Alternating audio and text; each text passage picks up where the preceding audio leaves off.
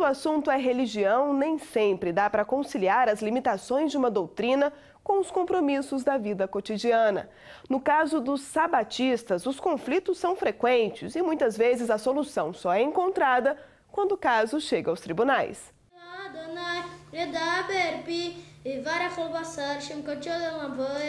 Para eles, o sábado é sagrado. Deus está dizendo: seja fiel no sábado, seja fiel aos mandamentos, e você cavalgará sobre os altos da terra. Para judeus, adventistas e batistas, o 7º dia da semana deve ser dedicado a Deus. O ritual começa ao pôr do sol de sexta-feira e só termina ao anoitecer do sábado. A recomendação é usar esse período para repousar ou orar. Isso significa que não se deve trabalhar, estudar e nem fazer provas. Quem age assim é chamado de sabatista. A essência é lembrar que esse mundo foi criado por um Deus e que todo o esforço que você faz durante a semana, ainda você precisa da ajuda de Deus para aquilo dar certo. Então é um dia para refletir e saber que nós temos um grande parceiro lá em cima. Nós encontramos o sábado primeiramente na criação. A Bíblia nos fala que Deus criou o mundo em 6 dias e no 7º, Deus descansou, santificou e abençoou. Deus abençoou esse dia. Não que os demais dias não sejam abençoados, mas este dia em especial foi abençoado por Deus. Para seguir à risca os ensinamentos, estes jovens adventistas contam que já abriram mão de muitos compromissos e até de festas. Tudo pela religião. A gente também aproveita esse dia para passar com a família, com os amigos. A gente faz visitas, a gente tem alguns projetos sociais também da igreja. Dia de encontrar com Deus e parar tudo, respirar e falar obrigado, Senhor. O assunto é tão sério que o Enem, o Exame Nacional do Ensino Médio, oferece uma condição especial para quem guarda o sábado. Só em 2010 foram 25 mil inscritos. Os estudantes chegam ao local do exame no mesmo horário dos colegas, mas ficam confinados em uma sala e só começam a fazer a prova depois das 6 da tarde.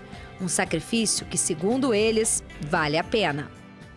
A gente ficou das 8h30 da manhã até as 11 da noite, trancado, sendo que no outro dia, no domingo, a gente tinha que voltar às 8h30 de novo.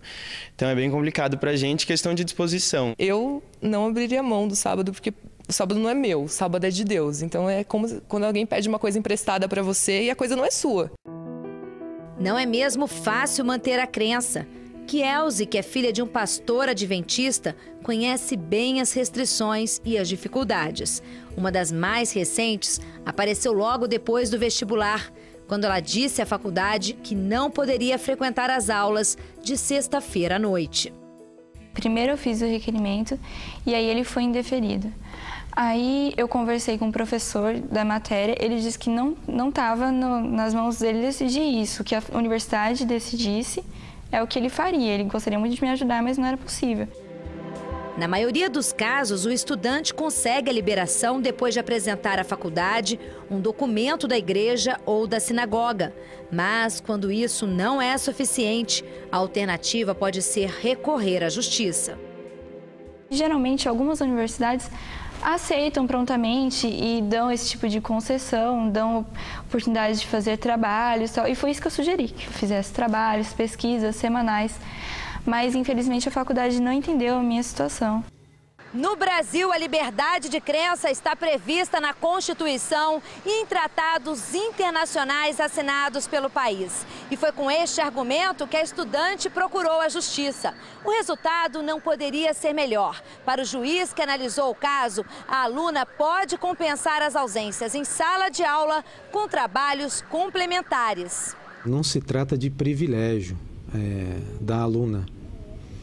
Se trata, na verdade, de um direito ao direito de crença que ela possui. Agora, esse direito de crença dela tem que ser compatibilizado com a isonomia. Então, o que a instituição tem que fazer? O que prevê a lei e a Constituição? Nesses casos, tem que se oferecer uma prestação alternativa ao aluno.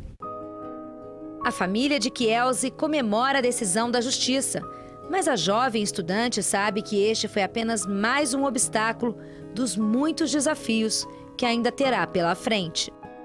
Nós ficamos contentes e ficamos contentes também pela dedicação, a seriedade com que ela enfrenta ao defender princípios na vida. É muito bom viver por princípios, nós estamos felizes com isso. O fato de eu ter conseguido esse direito é muito importante para mim, porque é um direito de todo cidadão a liberdade religiosa e para mim ela consiste em poder ter o direito de faltar às aulas de sábado.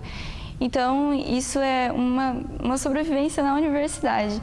E caso não fosse, eu escolheria a minha fé. Eu espero que a sociedade veja isso como um exemplo de que todas as religiões, todas as diferenças devem ser respeitadas e os direitos devem ser garantidos.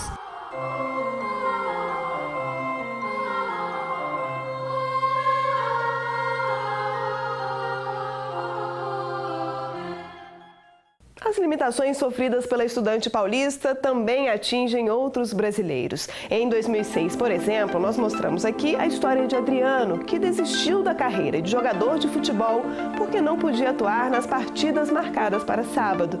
O atleta gaúcho chegou a jogar no Internacional de Porto Alegre.